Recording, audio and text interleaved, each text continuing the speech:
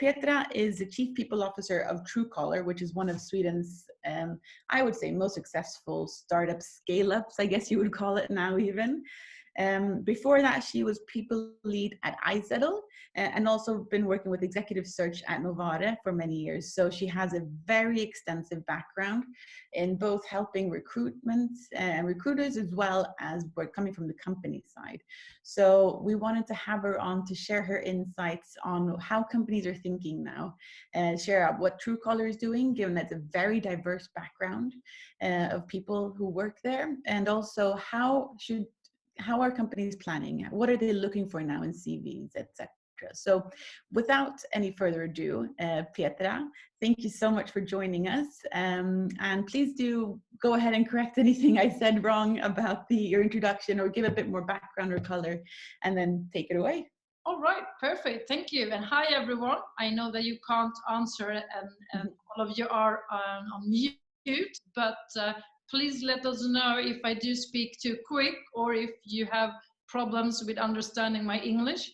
I do represent the organization where we have about 94% of the employees not being Swedish, which means that we have relocated them to Stockholm.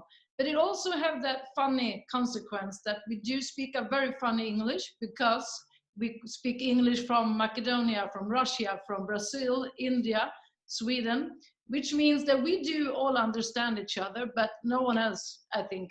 So let me know if you're having any kind of issues with too quick or pronunciation. So I'm very happy to be part of today's webinar. And as I said, I'm representing an organization that we have 94% of our employees in Stockholm not being non-Swedish. We are an organization about 240 people in total. We do have offices headquartered in Stockholm, and then we have 3 offices in India and 1 in Kenya, Africa. And we are a Swedish startup or growth company. And nowadays, I don't think you should say startup even more, but being 11 years old. But as a culture and value, we still are very much a startup. And also, I would come back to that. The way we're running the business is also, of course, a lot of startups still. But we are a little bit of unique, I would say, because we do have 5% of our users in Europe, which means that we have 95 then outside of Europe, and we have around 200 millions of users per day, and which is amazing. And we are not so much known in Stockholm or in Sweden, so I think it's a great opportunity to also, promote that we are still recruiting, what kind of talents that we do look for, and also, of course, what we are doing. So I would say that before getting into Corona, or Covid-19, we were actually looking into increase our organization with around 50 people in Stockholm this year, 2020, and about 90 in India. Of course, right now we have been into the short-term planning, and we're getting into the medium-term planning regarding to the crisis that we all are facing, which means that, of course, we're taking down some of our open headcounts and recruitments. We're, of course, looking into the cash flow situation. We do look into the business critical needs that we do have, which also affecting, of course, what kind of talents do we look for right now.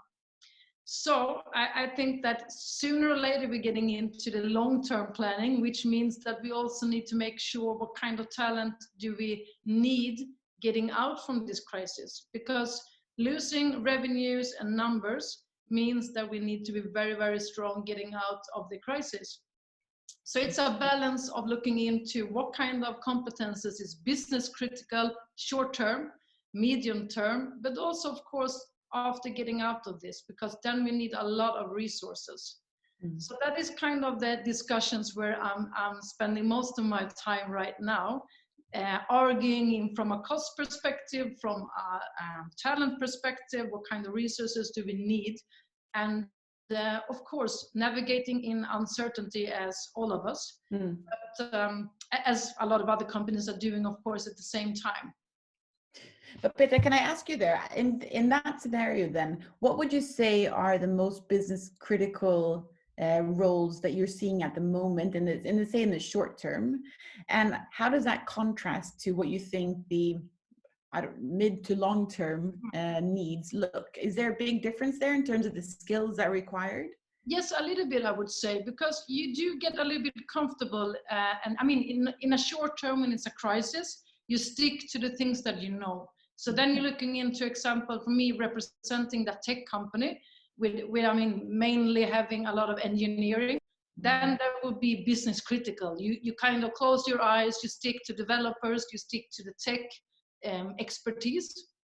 But in order to run a company, of course, we do need other functions as well, and especially getting out of this, because I think a lot of people coming from sales, marketing, brand, PR right now are suffering, because I think that's not the easiest one. But I think companies in the short term, at least, letting go of that kind of functions. But in the contrast and the complexity is getting out of this is the kind of function you will actually need more of. So when do you start to actually recruit and hiring them in order to get them up and running, and to order to build the team to be strong, getting out of this crisis and helping us out of the crisis as well? So I think this is kind of the balance and the difficult part. I think we actually been through the short term, at least speaking about Truecaller. So I think we are in the mid-term planning. And I think also we're starting to discuss. I mean, we all agreed on no layoffs. We still recruit, even if we're taking down the headcounts. And we actually need people then. I think one insight that I think we were touching it before Corona, but I think it's more clear to us right now, is that experts as developer and tech people, I mean, they're still experts, and they need to have the competence that the strong experts on. But the other functions, we actually seen a tendency to see a more broader kind of competence and capability and personality. Because right now, working in tech companies and startups, even if we're not still a startup, we have very few resources. We are lean. And right now, you need to play and live with even less resources than you actually plan for it getting into the year, which means that, for example, one of my recruiters, he's actually helping out a lot on the finance function right now, working with business controlling. He's very good at numbers, so he had some competences, but actually is very strong on that one, which means also that is kind of the people that we are looking for. I think we did before, looking back 2 years, we did. And then we got into the growing phase, and we were looking for experts. So, oh, I need a PR specialist, or I need a brand manager. And we lost a little bit of that broad kind of competence and capabilities. But right now I can see that we really, that is something that's critical for us getting out of this. People that can actually be running projects with more than one of those competences. That's very interesting. And like you say, I think that's a big shift in trends.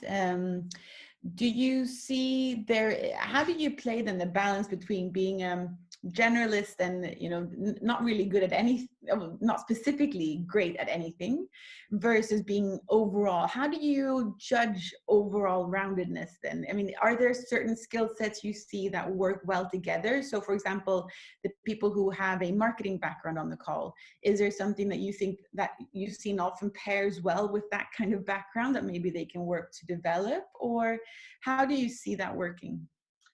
I think it's difficult to get into, for me at least, because I mean, if I had my recruiters here, they would say, yeah, this has been working out very well in the big team in India or in Sweden. But I can, at least from my overall perspective, say that I think numbers right now, to even if you're working with brand or marketing, to be able to actually working with numbers, with the budgets, and also to understand the consequences. With these kind of numbers of project or cost, what kind of outcome is coming out from that one, to argue for your business case. I guess a lot of you people do that already, but I think it's even more important, because if everyone's going to look into business critical, then you also need to speak the same language. So on a general answer, I would say that I think that that is good to be able to work with your business case, even if it's from HR or if it's marketing or if it's from strategy team. How much are we investing and what is the potential outcome on long and short term?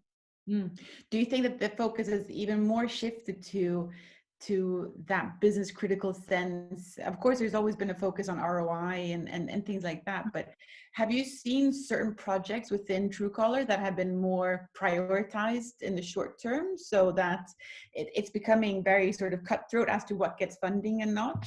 Yes, I mean, that's the short term phase. I think a lot of companies are getting into in the Corona situation. So I think that is the normal one to get into. Oh, what is business critical? What kind of projects are adding more revenue? So I mean, we are playing with all our resources, playing out the kind of scenario, what kind of revenues come out from that project. But then HR needs to be involved, of course, to say, okay, now we're playing with numbers, and this is the short-term eyes we're looking on. On a long-term planning, in order to be surviving 2021, we also need to do some projects with, of course, not revenues just looking into our eyes.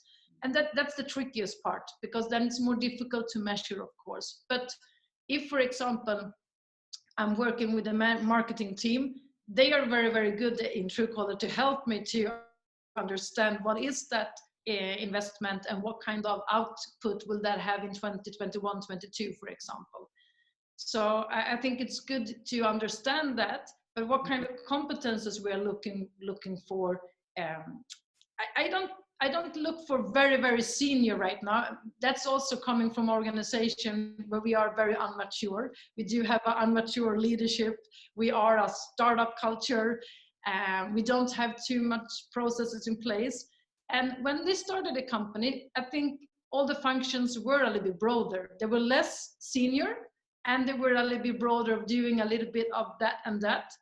And I actually see a little bit of going back to that tendency right now. And I love that. Being a startup person, I love that. Because, you know, when you got funding, you got a lot of resources and money, you look into that PR specialist, a junior marketing manager, a HR expert. And so I think for me, I love that shift we're getting into. And I'm not saying that we're looking for very, very senior. You don't need to be very senior, having a broad background or competence or capability or personality, I would say. And I listened to Masters of Scale is a great podcast that Reid Hoffman, the founder of LinkedIn, produces, and he's doing Corona specials. Sounds like an after work thing, but it's actually not that. But he was saying, he was interviewing the founder of Airbnb, who of course are going through a horrible time. And he was saying that one of the best things that has come from it is that it's forcing the companies to go back to being scrappy. And the word scrappy is so interesting here. And I think it's sort of a bit what you're referring to, that you're forced to go back to, it's very easy when you're in a startup and when things, and even in larger companies, and I'm guessing people who come from the hospitality industry, etc., have sort of had this where you have fairly large budgets when it comes to marketing or similar. And then all of a sudden you have to go back to a situation where there's no budget or you have to work in a very lean and different way. So that's a skill set that you see is very relevant now as well then for people to develop or show how they can be scrappy or work with limited resources or similar? Yeah, I think so. I think it's a little bit back to basic in the startup community, at least, that you need to at least give some good examples. Why are you working very well in that environment, or what kind of strengths do you have in that? What makes you enjoying working and adding value in that context? We have some questions that are coming in, which is great. One question is about that, referring to the generalist specialist thing. So there's a question here: can one be too qualified even though one is a generalist who can do many things well? And in particular, this was referring to marketing, but I guess it's that balance once again between how do you see it at this too qualified aspect, and how easy is a transition to more of a generalist role?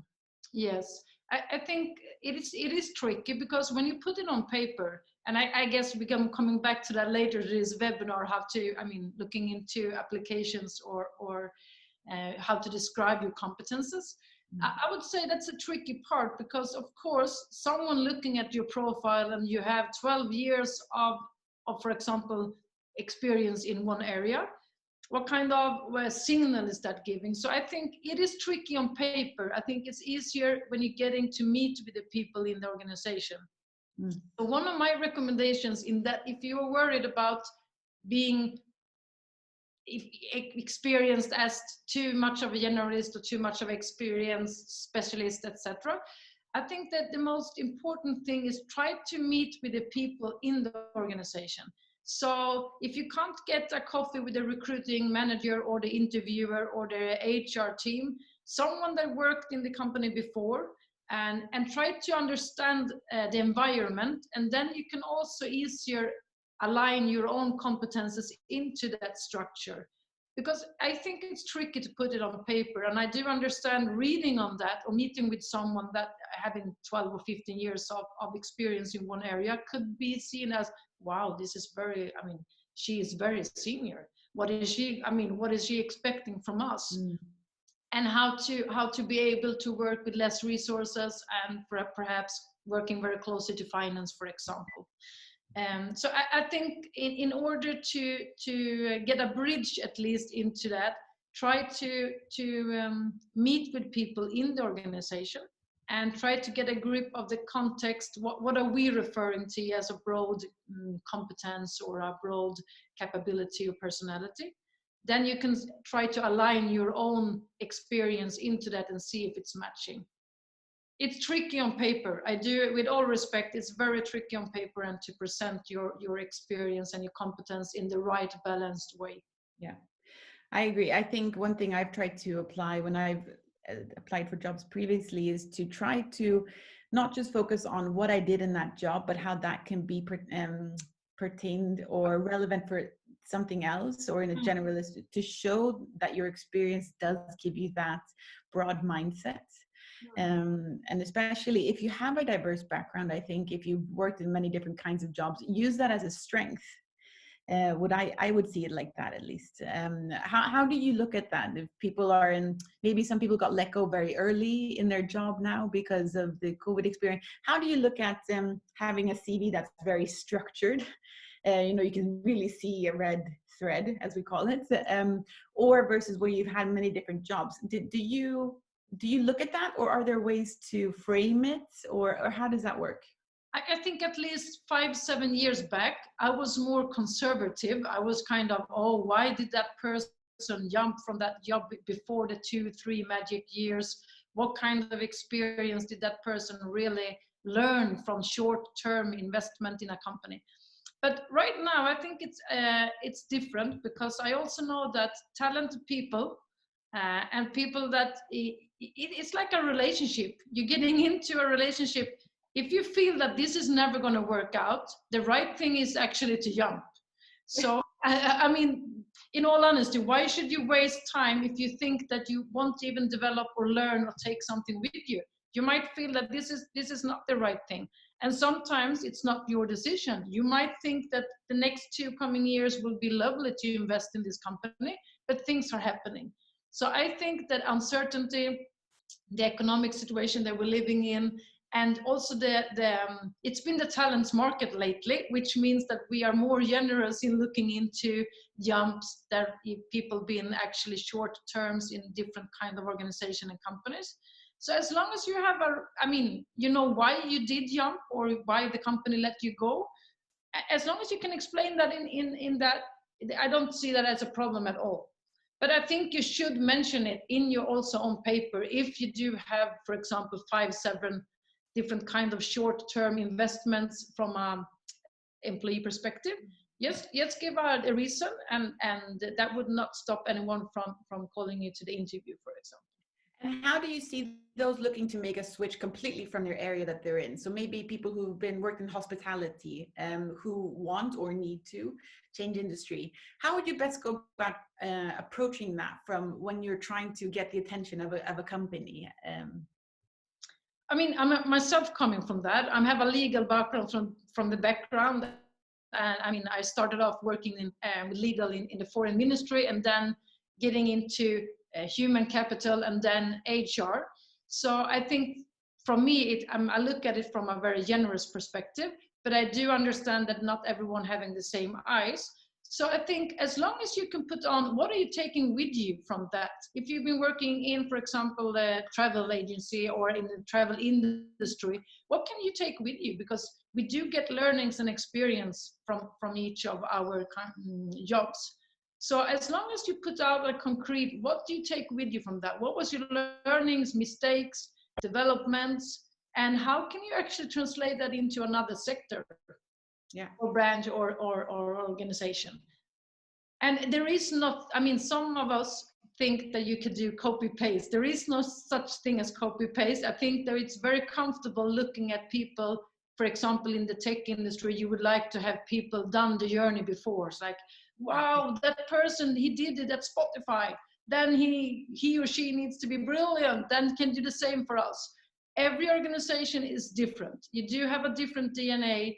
There is no such thing as a copy paste. The only thing you can take with you is your learnings and your mistakes.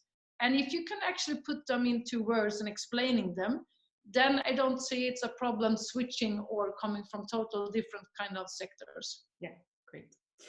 Let's go into some of the basics of applying and hiring at the moment. So let's go back to what everyone's been using for a very long time, cover letter and your CV.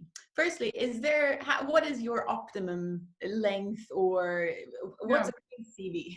Now I'm coming from representing a company where we don't put a lot of makeup on things. Just saying that, this company where I'm working, it's all about content. We don't care about designing or presenting it in a beautiful way. And of course, we do have those eyes on looking at CVs and applications. So I would be saying, focusing on the content. I don't think it actually matters how you present that paper, your application. Keep it rather short, but do have the relevant content. But in order to do that, you need to speak to people. You need to do your reference before you're applying. You need to speak to someone. Try to get a coffee with someone working there. Try to ask a lot of questions about both culture, value, how is the organization set up, how is the team working, what kind of tools are they working with, because then it's easier to know what is relevant. I mean, I wouldn't be able to get a job if I was applying today not knowing a little bit more about the organization.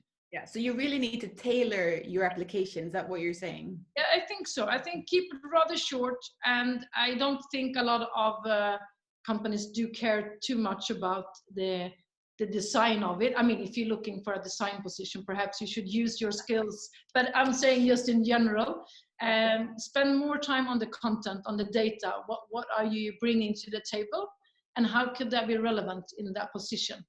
So in that case, it sounds like the cover letter, if we call it that, is more important than the CV. It depends a little bit how you're presenting your CV. I would say that I look into the CV, looking into the competency, where it's coming from and how that aligns with the need that we have. But depends a little bit, I would say. There is no clear yes or no. Okay. But I think more important is actually to really trying to really have that conversation with people, ex-employees or current employees. Try to just get that 15-20 minutes. Everyone would be happy to have a coffee with someone saying, you know what, I'm thinking of applying for a job in your organization. Could I would love to come up and speak to you. It's like everyone would be super happy. Who is not happy about speaking about the job and themselves? Yeah. You would hope so. I mean, the flip side is people are very stressed, and you would hope that people still take the opportunity. But there's actually a question on that as well. How is it seen to cold message hiring managers or company HR? What is the view of that in Sweden or in your company? I guess you can speak to. Is it good, frowned upon? I think saying, if I speak about both iSettle, where I were before, and Truecaller, I would say it's very positive. Because if someone is reaching out, you are actually very engaged. You really want to, I mean, if you can tell me, why do you want to know more? Why do you want to work with us? Then it's a lot easier for me to pick up your application. So I think we are still very easy on that one. We are still very much into the person connection. I mean, I would I would be lying if I was saying that we treat all the applications in the same way. Because if you are calling me twice, suddenly, or you email me, suddenly I will look up to your applications. Why is she doesn't leave me alone? Why is she still, keeping up, sending me all these messages? So I will say that it still works very, very well, and especially in startup culture, because the founders are looking for people that want to do this journey with them, to grow with us, develop with us, really have this passion and engagement. Yeah, and I think it comes back to the whole being scrappy. If you have to be persistent and always come back and hunt almost, and so that's also a good sign you can send to the company, that you're sort of, you don't give up and you're a bit relentless. The difficult part is, of course, because if the hiring manager doesn't respond to you, and that person could be very busy, or just, don't like to be approached. I don't know. We do have all the kind of personalities. Try to reach out to someone in HR then, or another peer, or someone that you worked with, or someone that could perhaps be, knowing someone. Do your research on LinkedIn. It's easy to see people working in an organization, and if you have any connection at all. Yeah, and we're going to have a LinkedIn specialist joining us soon, so he'll be able to give lots of good tips. Yeah. In terms of networking, you mentioned reach out for coffee. That's of course difficult in these COVID periods. Do you have what are the good ways that you can network during this time? Is it mainly LinkedIn then, or cold calling, or do you have have you been approached in any innovative ways during this lockdown? No. And I think LinkedIn is, a lot of people are using LinkedIn before, and especially now, of course. And also emails and actually calls. I think being at home, you actually have a little bit more time than you would have in the office. So take the opportunity to also call, actually, because I think people are responding and picking up the phone even more now, because you're not traveling to work. Perhaps you're not stressing leaving kids or whatever, dogs or whatever it could be, that normally also takes your time. So my experience is that I at least have a little bit more time to actually have that 5-10 minutes call. Okay, good. You touched upon before the need to understand figures and be able to do a business case. Is that, there's a question here upon how, if you have any tips about how to start, like best practices to you using a Truecaller to measure outcome rather than output in a tech organization, and how you're looking at, if someone wants to develop this, how would they go about that? Do you have any good tips there? Yeah, I think, first of all, nowadays everyone is using Excel. I'm just going to say, as a basic tool. I think everyone is. But I was totally, in my first management position, I was useless. So when everyone was putting out Excel and presenting and taking out numbers, I couldn't really get into the game. So for me, it was really important as HR to actually take a very basic Excel course, and not just the basic, but also how to work with it. What kind of insights do I get from it? What can you do with it? So that was my kind of learning. Now we're speaking 5-6 years back, but I think at least it was a really great lesson, because then I could speak the same language. So I think if you're going to speak to someone and try to get them convinced about your idea or your project, what kind of language do they speak? First of all, you need to understand that you actually can present so they actually listen, because they just thought I was the HR speaking. It was a lot of words, a lot of feelings, and I needed to translate that. So identify the audience, the group that you're trying to speak to. What kind of tools or what kind of language do they speak? What kind of background do they have? And then try to see how you can translate your message into that. Is that an Excel course, or is that just understanding the purpose, the why you want to do this, and how that contributes value? Often it's actually enough of just asking yourself, why would this be useful? What kind of value is this adding? And then if you're trying to put numbers on it, then you can, it's more kind of that basic, I would say. Try to present your own projects in that case. Great. more Time contacts. is quickly running away, and we have our next caller on the phone. However, I do want to have a final sort of at Truecaller. How many positions are open right now? There's also been a question about internships. If they do want to find out more about what you guys are offering at the moment, and maybe get in touch with you with more questions, what's the best way to find out more? So the best thing is to reach out directly to me at LinkedIn, and then I will help. I have 2 recruiters as well that could help out. We do have our open positions on our career page and also at LinkedIn. And then we also provide internships. And I think also one thing I would actually want to say to the audience before that, I think a lot of actions that the Swedish government were putting in place actually had a consequence. To get that help from the government, you needed to take away consultancies, you needed to take away your short-term kind of contractors, interim contractors. I can tell you, we already planning to look for interim solutions just 2-3 months away. So also, if you're looking for interim things, don't be too disengaged right now, due to a lot of companies need to end those kind of contracts due to the actions that the government putting in place. It will open, and the need will be huge soon again. Great. Well, Petra, it's been super insightful. Thank you so much for your positivity. And I think you've given a lot of great takeaways, especially I think the one from specialist to generalist is very interesting. Being able to put a business case around your job, being able to transfer skills from one area to the other. There's been a lot of interesting points that you've raised. So thank you so much. And you're open, like you said, to people reaching out.